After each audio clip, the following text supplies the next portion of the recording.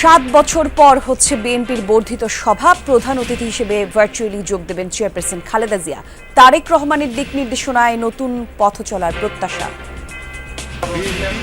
সকল ষড়যন্ত্রকে মোকাবেলা করে অত্যন্ত ঐক্যবদ্ধ রয়েছে, সুসংগঠিত রয়েছে। এখন সময় এসেছে যে আশাটা জনগণের ছিল আমাদের উপর, সেই আশাটা পূরণ করার জন্য। দেশের প্রয়োজনে সর্বোচ্চ আত্মত্যাগের জন্য সেনা সদস্যদের প্রস্তুত থাকার আহ্বান সেনা প্রধানের। আধুনিক সমরাস্ত্র যুক্ত করার আশ্বাস। এই রেজিমেন্টের প্রতিটি সদস্য দেশের যে কোনো প্রয়োজনে স্বতঃস্ফূর্তভাবে দায়িত্ব পালন করবে এবং প্রয়োজনে নিজেদের জীবন উৎসর্গ করতে প্রস্তুত থাকবে।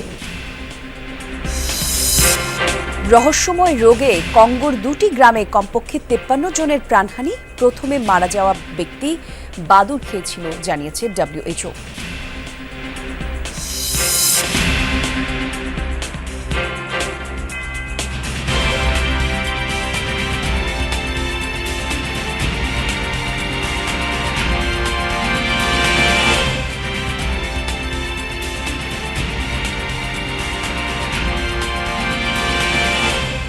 আমন্ত্রণ সবাইকে যমুনা নিউজে। আমি জান্নাতুল কুলি আছি, সাথে শিরোনাম দেখছিলেন। জাতীয় সংসদের এলইডি হল সংলগ্ন মাঠে বিএনপির বর্ধিত সভায় এখন বক্তব্য রাখছেন ভারপ্রাপ্ত চেয়ারম্যান তারেক রহমান। আমরা সরাসরি যাচ্ছি তার বক্তব্যে। গণহত্যাকারী ফ্যাসিস্ট হাসিনা দেশ ছেড়ে পালানোর পর দেশে গণতান্ত্রিকামী মানুষের সামনে বাংলাদেশকে পুনর্গঠনের এক অপার সম্ভাবনার দ্বার উন্মুক্ত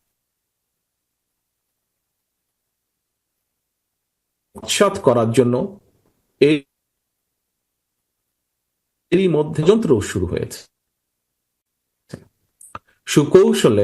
সুকৌশলে রক্ত পিচ্ছিল রাজপথে গড়ে ওঠা জাতীয় ঐক্য এবং জাতীয় নির্বাচনের পরিবেশ বিনষ্টের অপচেষ্টা চলছে। জাতীয় ঐক্য এবং জাতীয় নির্বাচনের পরিবেশ বিনষ্টের চক্রান্তের বিরুদ্ধে আমি আজ দেশের কৃষক, শ্রমিক জনতা, আলেম ওলেমা, পীর মাশায়েখ তথা সকল শ্রেণী পেশার মানুষকে, আপনারা আজ এখানে যারা উপস্থিত হয়েছেন, আপনাদের প্রত্যেকের মাধ্যমে তাদেরকে সতর্ক থাকার আহ্বান এবং অনুরোধ জানাই। যারা বাংলাদেশকে তাবেদার রাষ্ট্র বানিয়ে রাখতে চেয়েছিল, তাদের ষড়যন্ত্র কিন্তু এখনো থেমে নেই। সংস্কার কিংবা স্থানীয় নির্বাচন এসব ইস্যু নিয়ে জনগণের সামনে এক ধরনের ধূম্র জাল সৃষ্টি করা হচ্ছে। রাষ্ট্র এবং রাজনীতিতে সংস্কার একটি ধারাবাহিক প্রক্রিয়া। বিএনপির কাছে সংস্কারের ধারণা নতুন কিছু নয়। সরকারে কিংবা বিরোধী দলে বিএনপি যখন যে অবস্থানেই দায়িত্ব পালন করেছে, জনগণের আকাঙ্ক্ষাকে ধারণ করে সময়ের পরিপ্রেক্ষিতে সব সময় রাষ্ট্র, সরকার ও রাজনীতিতে প্রয়োজনীয় সংস্কার করেছে বিএনপি এবং করার চেষ্টা অব্যাহত রেখেছে। 1975 সালের 7ই নভেম্বরের পরে দেশে বহুদলীয় গণতন্ত্র প্রতিষ্ঠা, সংবিধানে 5ম সংশোধনের মাধ্যমে মুক্তিযুদ্ধের আকাঙ্ক্ষার প্রতিফলন, 1991 সালে দেশে সংসদীয় সরকার প্রতিষ্ঠা, এই সবই ছিল রাষ্ট্র রাজনীতির ময়দানে যুগান্তকারী সংস্কার। এছাড়াও বিভিন্ন মেয়াদে রাষ্ট্র পরিচালনার দায়িত্বে থাকাকালে বিএনপি সরকার স্কুল কলেজে বিনা বেতনে মেয়েদের শিক্ষার সুযোগ সৃষ্টি, রাষ্ট্র ও সমাজে মুক্তিযোদ্ধাদের যথাযথ মূল্যায়ন নিশ্চিত করতে মুক্তিযুদ্ধ মন্ত্রণালয় প্রতিষ্ঠা, বিশ্বের তথ্য প্রযুক্তির সঙ্গে তাল মিলিয়ে বাংলাদেশকে প্রস্তুত রাখতে বিজ্ঞান এবং তথ্য প্রযুক্তি বিষয়ক মন্ত্রণালয় প্রতিষ্ঠা, প্রবাসী বাংলাদেশিদের কল্যাণ নিশ্চিত করতে প্রবাসী কল্যাণ ও বৈদেশিক কর্মসংস্থান মন্ত্রণালয় প্রতিষ্ঠা, সবগুলোই ছিল রাষ্ট্র ও সরকারের কয়েকটি গুরুত্বপূর্ণ সংস্কার। প্রিয় সহকর্মীবৃন্দ, এই ধরনের আরো বহু সংস্কারের উদাহরণ আমরা উপস্থাপন করতে পারব। তবে ষড়যন্ত্রের পথ ধরে পলাতক গণহত্যাকারী স্বৈরাচার রাষ্ট্র ক্ষমতা দখলের পর সংস্কারের সকল পথ বন্ধ করে দেয়। বাংলাদেশকে চিরতরে তাবেদার রাষ্ট্রে পরিণত করে রাখতে গত ১.৫ দশকে দেশের শিক্ষা ব্যবস্থাকে প্রায় ধ্বংস করে দিয়েছিল, দেশের প্রতিরক্ষা ব্যবস্থাকেও নাজুক করে তুলেছিল। টাকা পাচার আর লুটপাট চালিয়ে দেশের অর্থনীতিকে ভঙ্গুর করে দিয়েছিল। অকার্যকর করে দেওয়া হয়েছিল দেশের সকল সাংবিধানিক এবং বিধিবদ্ধ প্রতিষ্ঠান। জনগণের ভোটের অধিকারকে হরণ করে জনগণকে রাজনৈতিকভাবে ক্ষমতাহীন করে দিয়ে দেশের স্বাধীনতা সার্বভৌমত্বকে বিপন্ন করে তুলেছিল। এমন পরিস্থিতিতে রাষ্ট্র, সরকার এবং রাজনীতির গুণগত পরিবর্তনের লক্ষ্যে mother of democracy Begum Khaleda Zia 2017 সালে ভিশন 2030 দিয়েছিলেন। এরই ধারাবাহিকতায় 2022 সালে বিএনপি 27 দফা কর্মসূচি, পরবর্তীতে গণতন্ত্রের পক্ষের রাজনৈতিক দলগুলোর সঙ্গে মত বিনিময়ের মাধ্যমে ঘোষণা করা হয় 31 দফা কর্মসূচি। এই 31 দফা নিয়ে বর্তমানে বিএনপির উদ্যোগে সারা দেশে চলছে জনগণের সঙ্গে সংলাপ। প্রিয় সহকর্মীবৃন্দ, রাষ্ট্র, সরকার, রাজনীতি এবং রাজনৈতিক দল মেরামতের জন্য 31টি হলেও, দফা 31টি হলেও এর চূড়ান্ত লক্ষ্য একটি, এবং সেটি হল একটি নিরাপদ, গণতান্ত্রিক, মানবিক বাংলাদেশ বিনির্মাণ। ঠিক তেমনি এর উদ্দেশ্য একটি, সেটি হল রাষ্ট্র ও সমাজে জনগণের রাজনৈতিক এবং অর্থনৈতিক ক্ষমতায়ন নিশ্চিত করা। এটি নিশ্চিত করা না গেলে স্বাধীনতা, সার্বভৌমত্ব, গণতন্ত্র, নিরাপত্তা, সমৃদ্ধি কোনোটি টেকসই হবে না।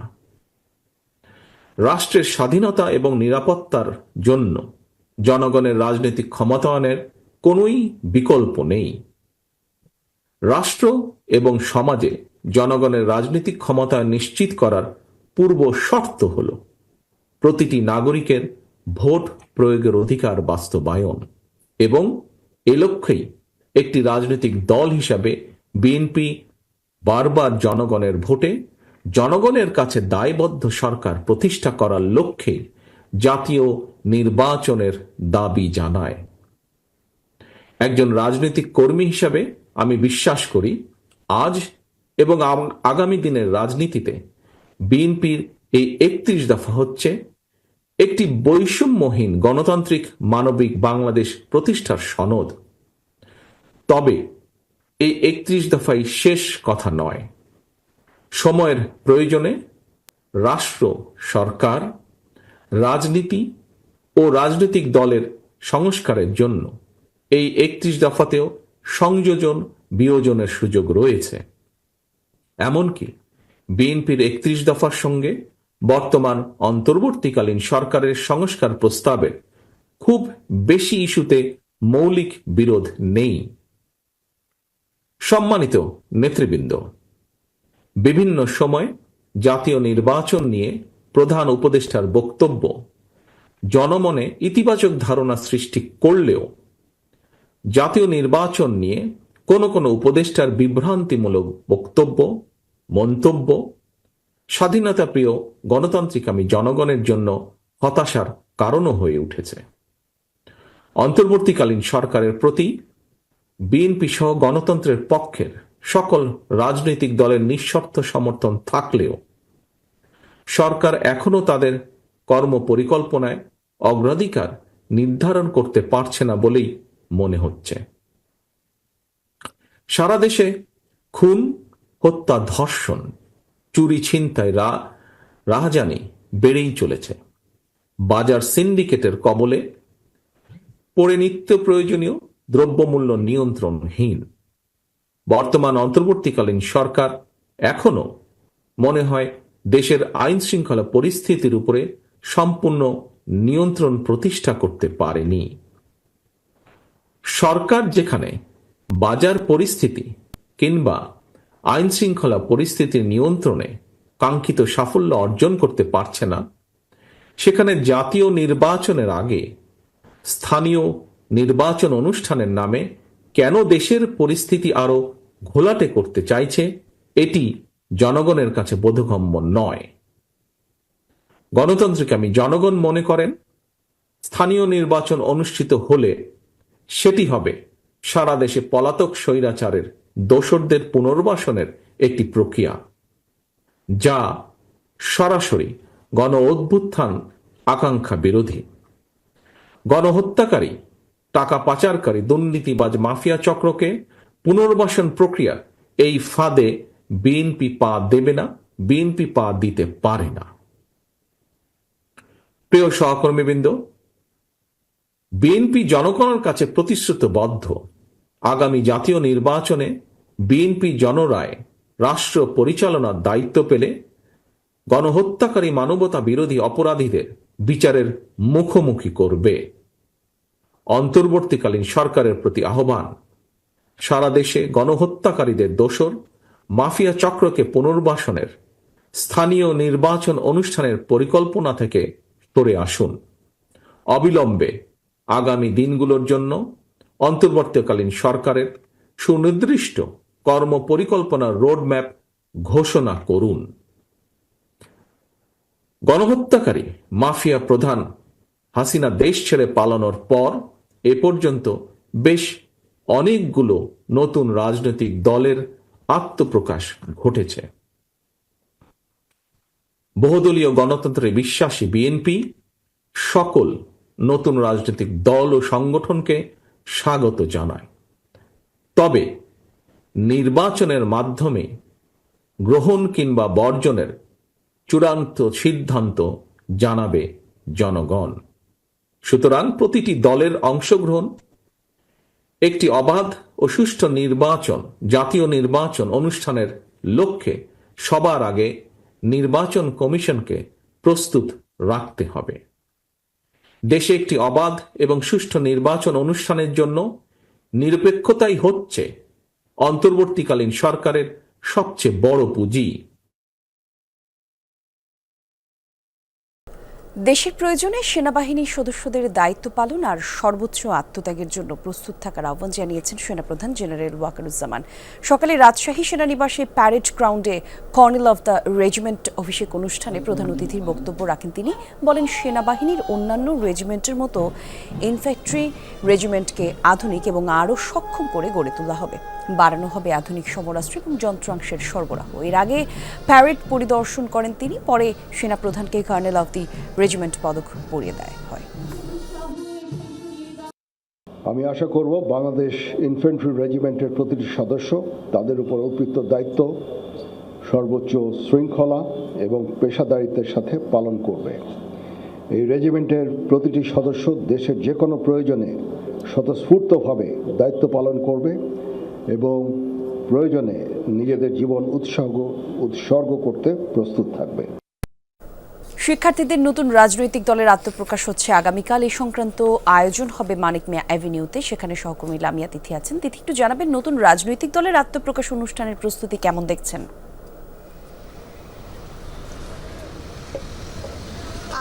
কলি, যেমনটা জানেন যে বৈষম্য বিরোধী ও জাতীয় নাগরিক কমিটির উদ্যোগেই কিন্তু এই শিক্ষার্থীদের যে রাজনৈতিক দল সেটি কিন্তু আগামীকাল এই মানিক মিয়া এভিনিউতে বেলা ৩টার দিকে কিন্তু তারা আত্মপ্রকাশ করবেন। তাদের নতুন রাজনৈতিক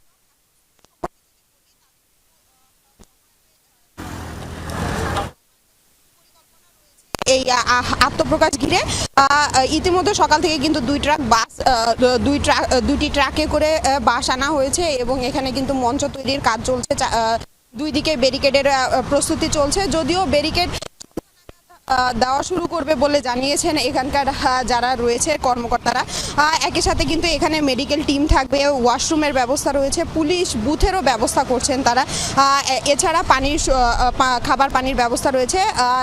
এবারের এই যেই আত্মপ্রকাশের যেই জমায়েতটা হবে এখানে কিন্তু ভিআইপিদের জন্য বিশেষ ব্যবস্থা করেছে। আর ইতিমধ্যে কিন্তু ব্যাকস্টেজে মেয়েদের নিরাপত্তার জন্য কিন্তু ব্যাকস্টেজে তাদের জন্যও কিন্তু আলাদা বুথের ব্যবস্থা করেছে। এই জমায়েতের প্রস্তুতি সম্পর্কে বলি যে গত ২-৩ মাস ধরেই কিন্তু ছাত্রদের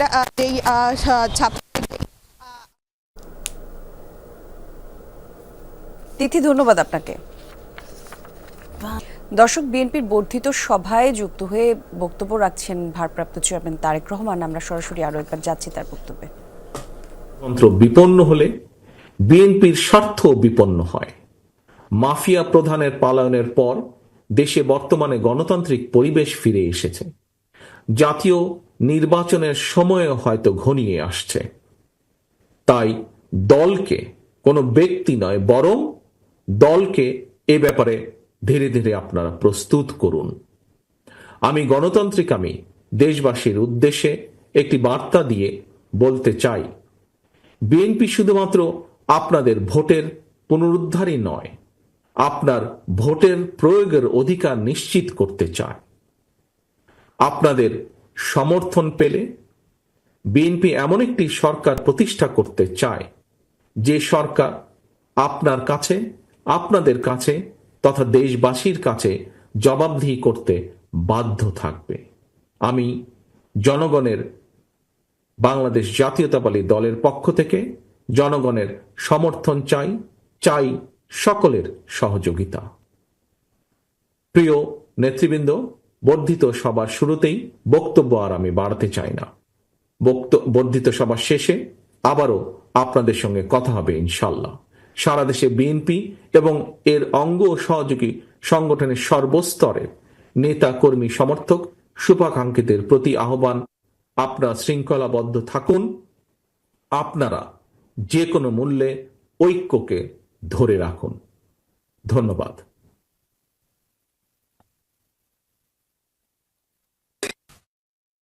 দর্শক, বিএনপির বর্ধিত সভায় ভার্চুয়ালি যুক্ত হয়ে প্রধান অতিথি হিসেবে বক্তব্য দিচ্ছেন দলের চেয়ারপারসন খালেদা জিয়া। আমরা সরাসরি যাচ্ছি সেখানে।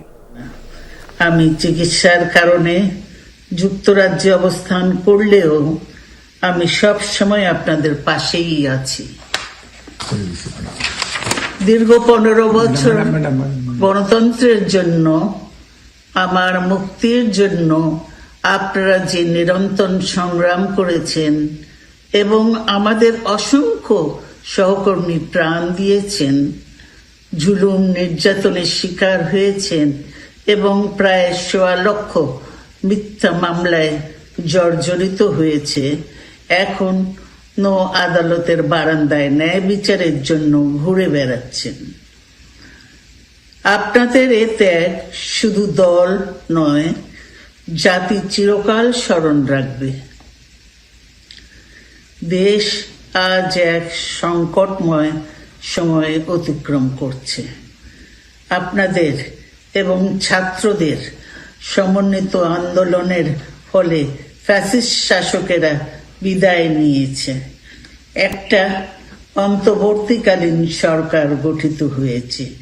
তাদের কাছে জনগণের প্রত্যাশা, রাষ্ট্র মেরামতের ন্যূনতম সংস্কার দ্রুত সম্পন্ন করে গণতান্ত্রিক ব্যবস্থায় ফিরে যাওয়ার জন্য সকলের কাছে গ্রহণযোগ্য একটি নির্বাচন অনুষ্ঠান সম্পন্ন করা।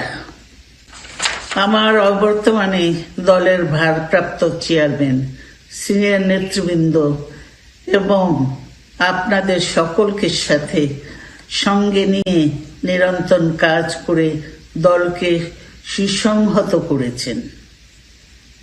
আমি আপনাদের ধন্যবাদ জানাচ্ছি। আমি বিশ্বাস করি আপনারা শহীদ প্রেসিডেন্ট জিয়াউর রহমানের আদর্শে আরো উজ্জীবিত হয়ে আগামী নির্বাচনে সাফল্যের জন্য ঐক্যবদ্ধভাবে কাজ করবেন। এমন কোনো কাজ করবেন না যাতে আপনাদের এতদিনকার সংগ্রাম, আত্মত্যাগ বিফলে যায়। আমাদের সব সময় শহীদ প্রেসিডেন্ট জিয়াউর রহমানের সেই উক্তি মনে রাখা দরকার, ব্যক্তির চেয়ে দল বড়, দলের চেয়ে দেশ। বাংলাদেশের সর্বস্তরের মানুষ, বিশেষ করে তরুণ সমাজ আজ এক ইতিবাচক গণতান্ত্রিক পরিবর্তনের জন্য উন্মুখ হয়ে আছে। ক্ষুদ্র ক্ষুদ্র সংকীর্ণতা ভুলে দেশ ও জাতির বৃহত্তর স্বার্থে আমাদের কাজ করতে হবে। এখনো ফ্যাসিস্টদের দোসররা এবং বাংলাদেশের শত্রুরা গণ অভ্যুত্থানের মাধ্যমে প্রাপ্ত অর্জনকে নস্যাৎ করার জন্য গভীর চক্রান্তে লিপ্ত রয়েছে। ইস্পাত কঠিন ঐক্যের মাধ্যমে জনগণকে সঙ্গে নিয়ে এবং চক্রান্তকে ব্যর্থ করে দিতে হবে। গণতান্ত্রিক বাংলাদেশ বিনির্মাণের জন্য আমাদের সকলকে একযোগে কাজ করতে হবে। আসুন আমরা আগামী দিনগুলোতে শহীদ জিয়াউর রহমানের স্বপ্নের আধুনিক, সমৃদ্ধ ও গণতান্ত্রিক বাংলাদেশ বিনির্মাণের জন্য আমাদের সর্বশক্তি নিয়োগ করি এবং এত ত্যাগের বিনিময়ে প্রাপ্ত এই অর্জনকে সুসংগত এবং ঐক্যকে আরো বেগবান করি। আমি যুক্তরাজ্য থেকে অসুস্থ অবস্থায় আপনাদের আহ্বান জানাতে চাই, আসুন জনগণকে সম্পৃক্ত করে বাংলাদেশ জাতীয়তাবাদী দলকে পূর্বের ন্যায় আন্দোলন, সংগ্রাম ও রাষ্ট্র পরিচালনায় নেতৃত্ব প্রদানে আরো ঐক্যবদ্ধ এবং সুসংগতভাবে গড়ে তুলি। আপনাদের মাধ্যমে ছাত্র, যুবক সহ দেশবাসীর কাছে আহ্বান রাখতে চাই, আসুন প্রতিহিংসা, প্রতিশোধ নয়, পারস্পরিক ভালোবাসা ও ভ্রাতৃত্বের মাধ্যমে আমরা সকলে মিলে আমাদের প্রিয় মাতৃভূমিকে, বাংলাদেশকে সত্যিকার অর্থেই একটি বাসযোগ্য, উন্নত ও গণতান্ত্রিক রাষ্ট্রে পরিণত করি। আল্লাহ হাফেজ। বাংলাদেশ জিন্দাবাদ। রহস্যময় রোগ আতঙ্ক ছড়াচ্ছে আফ্রিকার দেশ কঙ্গোতে। মঙ্গলবার বিশ্ব স্বাস্থ্য সংস্থা জানায় ইকুইরাতো প্রদেশের 2টি গ্রামে অজানা এই রোগে মৃত্যু হয়েছে কমপক্ষে 53 জনের। এখন পর্যন্ত সংক্রমিত 419 জন। 21 জানুয়ারি থেকে শুরু হয় এই সংক্রমণ। দ্রুত রোগটি ছড়াচ্ছে এই সতর্কবার্তা দিয়েছে WHO। তবে এখনও রোগটির কারণ এবং কিভাবে এটি ছড়াচ্ছে সে বিষয়ে কোনো তথ্য বিশ্ব স্বাস্থ্য সংস্থার কাছে নেই। আর সংস্থাটি আফ্রিকার অফিস জানায় প্রথমে একটি শিশুর শরীরে শনাক্ত হয় এই রোগটি এবং একই সাথে তারা দাবি করে বাদুর খাওয়ার 48 ঘন্টার মধ্যে শিশুটির মৃত্যু হয়। আক্রান্তদের ইবোলা এবং মারবার্গ রোগের ভাইরাসের পরীক্ষা করা হলেও রোগটি শনাক্ত হয়নি। আর এই ছিল দর্শক, যমুনা নিউজ এতক্ষণ সঙ্গে ছিলেন যারা। ধন্যবাদ সবাইকে।